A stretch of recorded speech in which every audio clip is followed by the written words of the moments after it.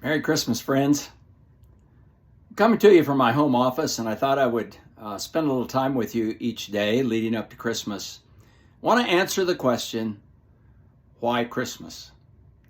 Let me begin with a story you're familiar with. In April of 1970, not 1870, 1970, Apollo 13 was the third manned spacecraft that was supposed to land on the moon. But 2 days into that mission, an oxygen tank in the service module ruptured and it disabled the electrical and life support systems on the craft.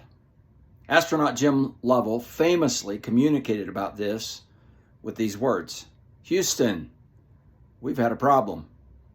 And it turned out to be a life and death problem.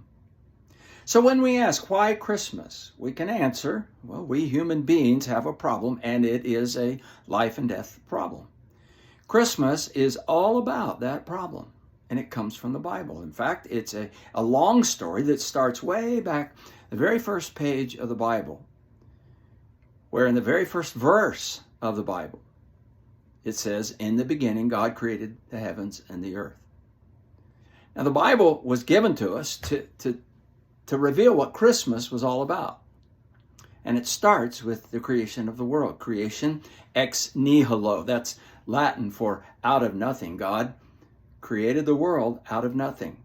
And then he created people, imago Dei, in the image of God. We are his special creation. And so creation was good, but we have a problem. Creation was corrupted. Those first people, named Adam and Eve, went against God's plan. His plan was to give us paradise and life always. He gave them free will, the ability to choose. He didn't make them puppets. He didn't force them to follow him, to obey him, or to love him. They could follow God's guidance, or they could follow their own gut, and they chose their own gut. The Bible says God gave them everything for their enjoyment and their good, except something called the tree of the knowledge of good and evil. It was a test for them to see whether they would obey, whether they would follow God or their gut. Whatever this was, it was not God's plan, but out of his great love for his creation, he gave them a choice. They chose poorly, as the knight said at the conclusion of Indiana Jones and the Last Crusade. They brought about a world with a big problem. So Houston, or should we say people, we have a problem. And Christmas is the answer to that problem. Why Christmas?